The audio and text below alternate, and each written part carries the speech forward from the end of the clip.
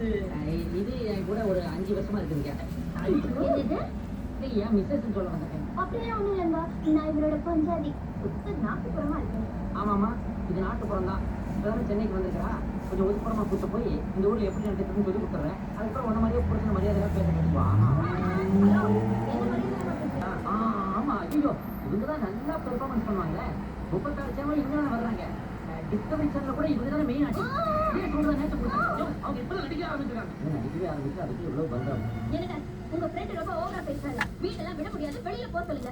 ஐயோ மீனா, இவனை போய் அப்படி சொல்றேன். பால்வடியில முகத்தை பார்த்தா இப்படி சொல்ற மீனா. சினிமால கதை எழுதி வச்சாலும் நம்மள நம்பித்தான மீனா இந்த வீட்டுக்குள்ள வந்திருக்கான். அவனை போய் விரட்டி விட்டா அவனுக்கு யார் மீனா சப்போர்ட் பண்ணுவாங்க? அவன் பாட்டு இந்த வீட்டுல ஏதோ ஒரு மூலையில எடுத்துட்டு போட்டு போயிடுறான்.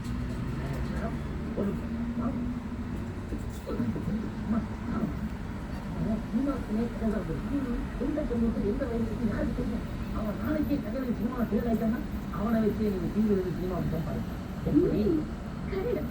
இந்த மாதிரி ஐடியா கொடுத்துட்டா இந்த மாதிரி ஆளை நான் பிஏவா வச்சிருக்கேன். அவனை மடக்கலாம் போகணும். உங்க பேர் என்ன சொல்லுங்க?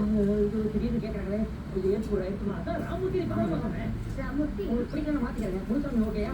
ஐயோ அதுலங்க உங்களுக்கு கதை சுமாராக எடுத்து தெரியுமா? சூப்பரா எழுதுவோமா? இந்த மாதிரி ஊரை 4 வெட்டி எழுது. என் பிஎஸ் சுத்தமா ரொம்ப கம்ப்ளீட் பண்றாரு. இவங்க தந்ததுக்கு அந்த போஸ்ட் கொடுத்துருக்கோங்க. எனக்கு ஷூட்டிங் டைம் ஆயிடுச்சு. நான் கிளம்புறேன். மட்டன் எல்லாத்தையும் இதை பார்த்துட்டேன். எனக்கு என்ன வேணும் சொல்லுங்க. வருவது சமாச்சாரம் மேடம் ஒரு பழமா பார்ப்பாங்க. ஒரு பழம் சின்ன ஆச்சு ஓன் பண்ணி வளர்ந்துட்டாங்க. என்ன பண்ணுறேன்? பழம்